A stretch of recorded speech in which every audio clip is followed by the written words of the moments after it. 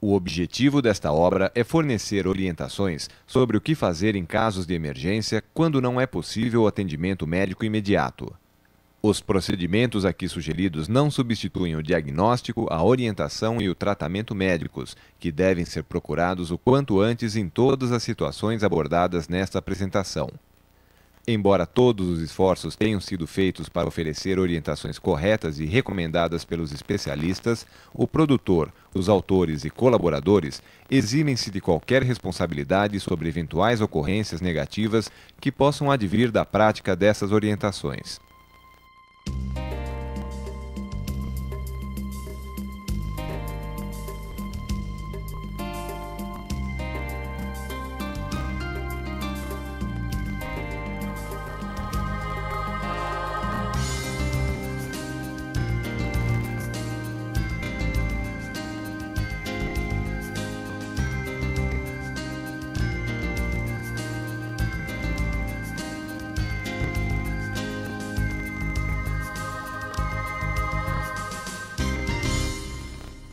Volume 1. Avaliando a emergência, reanimação de adultos e parto de emergência. A maior parte das pessoas não sabe realmente o que fazer diante de uma situação de emergência. Vale a pena parar para pensar nisso, porque às vezes uma atitude rápida pode significar a diferença entre a vida e a morte de um amigo ou de um filho, por exemplo. É claro que, quando possível, a melhor atitude é chamar o médico ou o corpo de bombeiros. Mas, dependendo da situação, essa ajuda pode demorar. Você vai ver nesta série de vídeos alguns procedimentos básicos que podem salvar uma vida, diminuir a dor ou evitar complicações futuras. São atitudes que devem ser tomadas enquanto não chega o médico ou a equipe de resgate, quando a situação exige uma atitude que não pode esperar.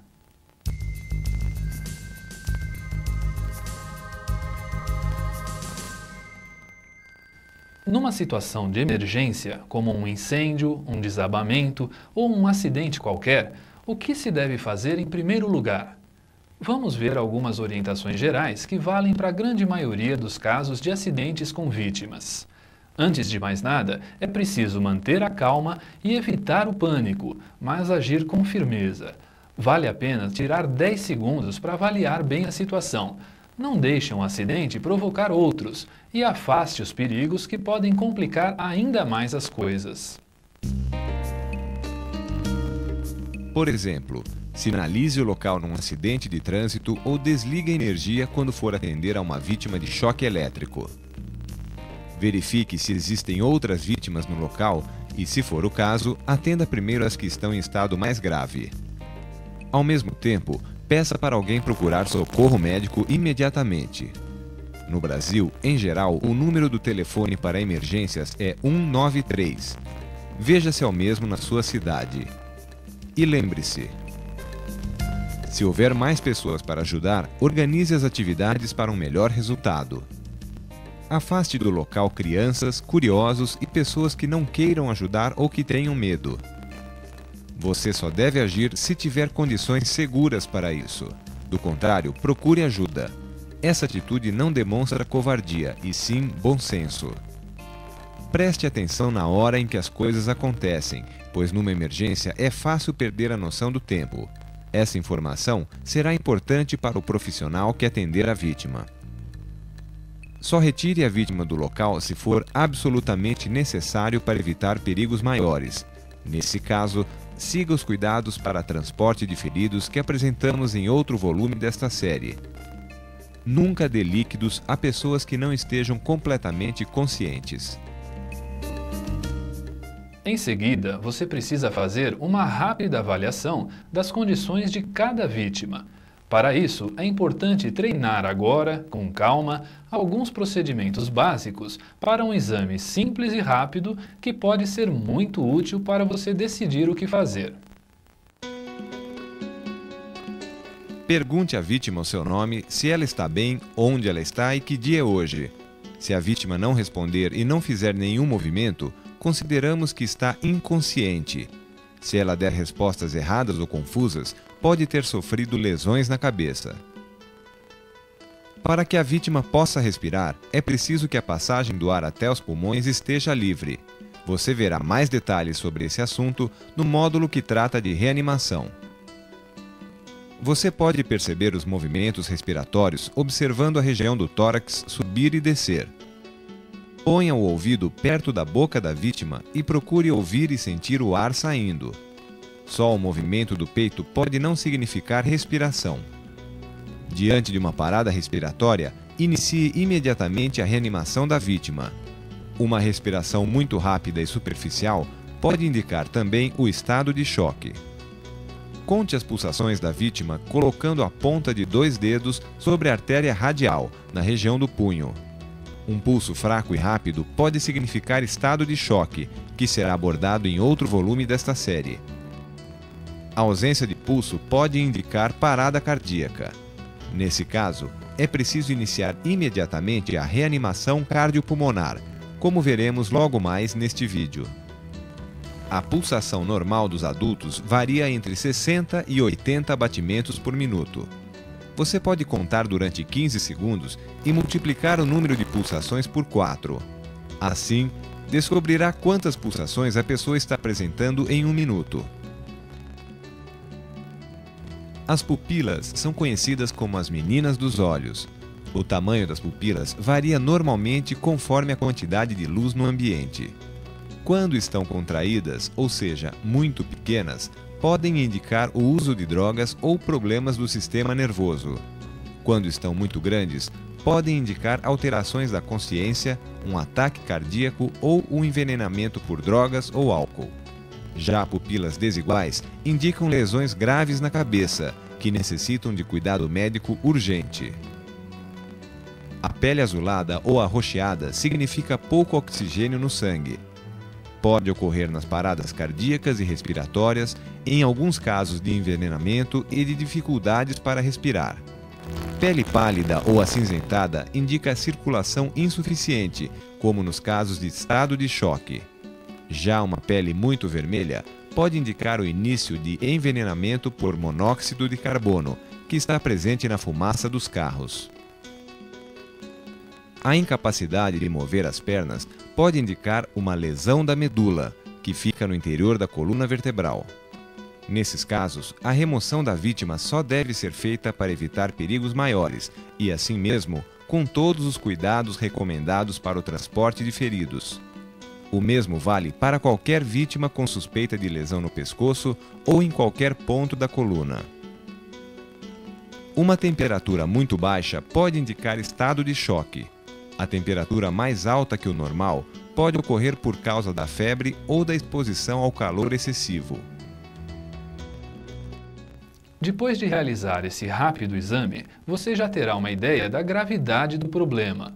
No caso de um acidente com várias vítimas, você tem que decidir quem será atendido primeiro. Para isso, pense em 3 níveis de prioridade.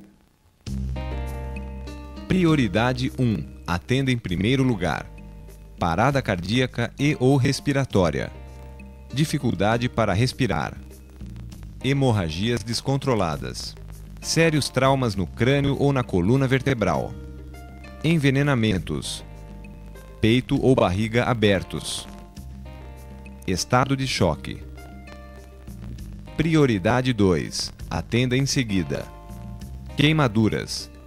Várias fraturas, ossos quebrados. Prioridade 3. Atenda por último. Fraturas simples. Ferimentos menores. Mortes confirmadas. Depois de prestar o socorro de urgência, quando a situação estiver controlada, você só deve transportar a vítima para o pronto-socorro se for absolutamente necessário.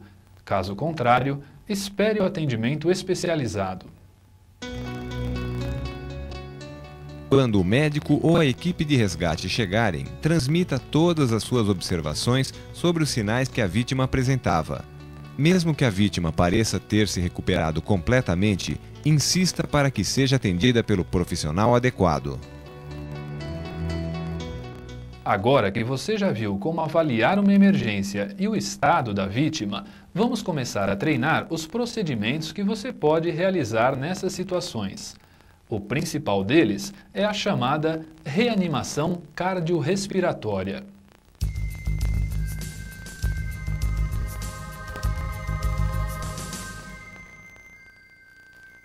As técnicas de reanimação que serão apresentadas a seguir podem ser aplicadas a pessoas com mais de 8 anos de idade.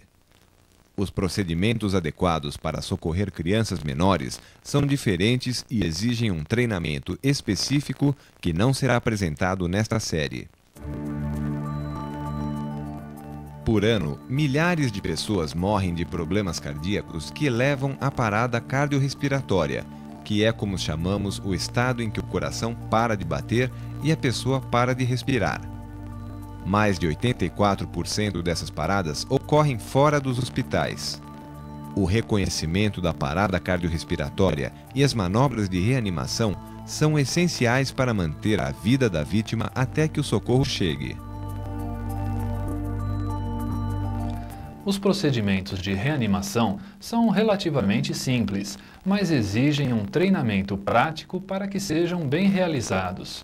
Por isso, nós encorajamos fortemente que você faça um curso prático de reanimação cardiorrespiratória e seja treinado por um profissional qualificado.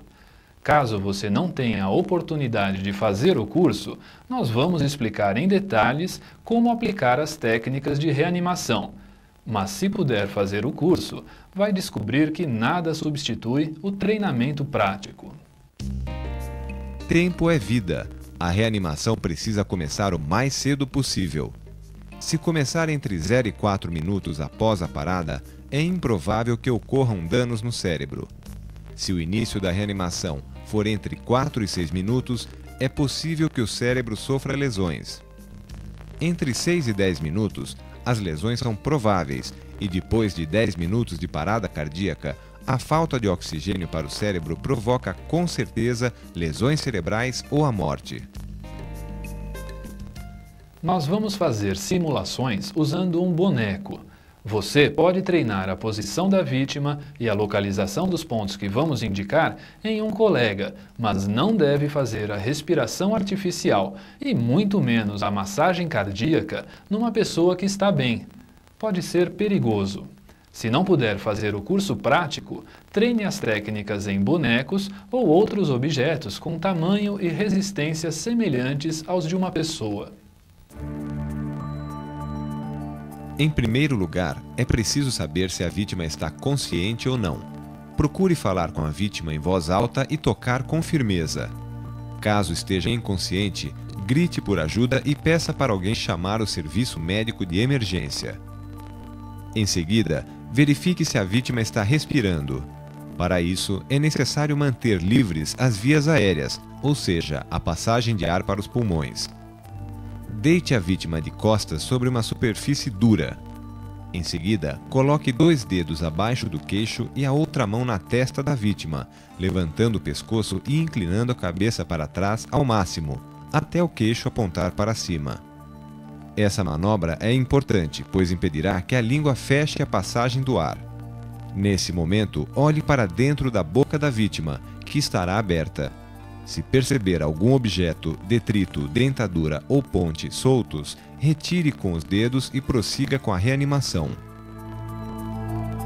Atenção! Se você suspeitar de lesão na cabeça ou no pescoço, principalmente em casos de queda de uma altura considerável ou de acidentes de trânsito, não deve mover a vítima.